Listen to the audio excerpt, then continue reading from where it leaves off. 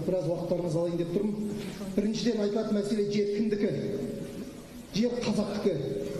Неге президенттікке, елбасылыққа басқа ұлт салмайды? Себебі жердің иесі қазақ. Осы жерді алып қалу үшін қан төккен қазақ. Ал біз қазақ қандай ұлтпыз? Біз құшағын ашқанға құшағымыз ашық.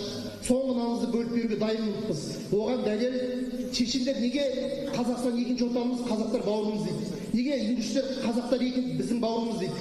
Неге дагестанецтер қазақтар біздің бауырымыз дейді? Спортсмендердің өз қазақтармен жекпе-жекке шығуға қарсы. Неге? Себебі біз қонақ сыйлай білеміз. Міне қонақтар отыр бүгінгі тақырып осы. Енді айтайын дегенім, бір қазақтың баласы таяқ жеді дегеннен кейін жата алмадық ауылдан. Кеше түнде де келуіміз керек еді, естімедік. Ағаларымыз отыр. Ағаларымыздың көзінше осы кісілердің алдынан кесіп өтпей, осы ұйғыр бауырларымызға қысқа ғана ескерту жасайын деп тұрмын. Кімнің жерде жүргендеріңізді түсініңіздер, біліңіздер.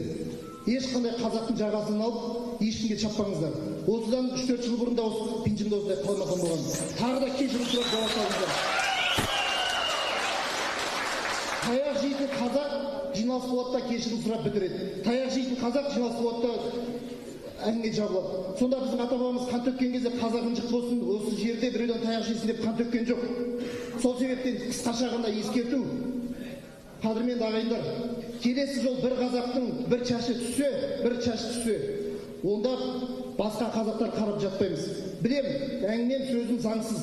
Мен кешірім сұраймын ағалардың алдынан кесіп сөйлегеніме. Бірақ әрқашан біз қазақ қолға ту ұстап, қолымызға найза алуға дайынбыз. Осы жолға кешіріммен қарайық, осы жолға кешіруге дайынбыз, және оны біз шешпейміз.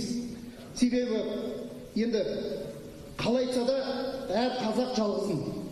Аға, құрметті ұйғыр бауырлар, шынымен де жаңадан бері айтылып жатыр, семьяда тәрбиелеріңізді түзеңіздер.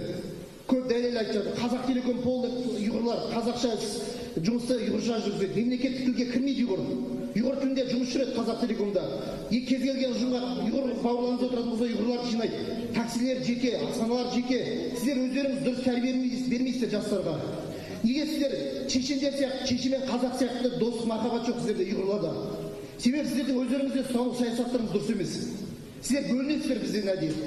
Біз бері тартамыз құшақтауға, сіздер керісінше итересіздер. Алмалы ауыл жігіттерінің ескерту, енді пенжімде болсын, мейлі қай жерде болсын, қазақтың бір шашы түсіп, біз қолға қару алып шығуға дайынбыз. Бірақ ол кезде кесім болмайды. Бұл ескерту, бұл қысқа ескерту.